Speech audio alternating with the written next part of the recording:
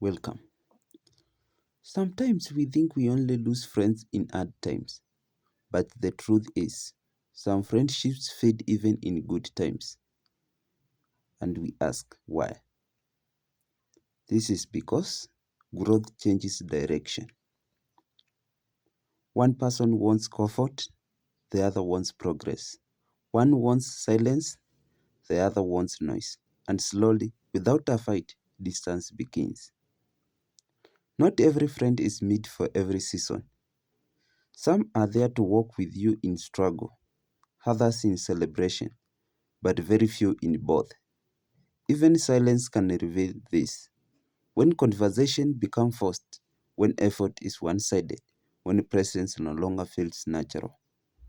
It doesn't always mean betrayal. Sometimes it's just life reorganizing people around purpose. So don't be bitter when good friends fade.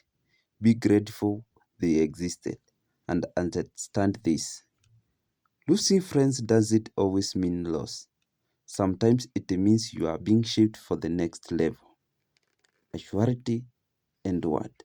Kaleta J Inspirations. Kaleta J on YouTube. Subscribe, like, and share. Thank you.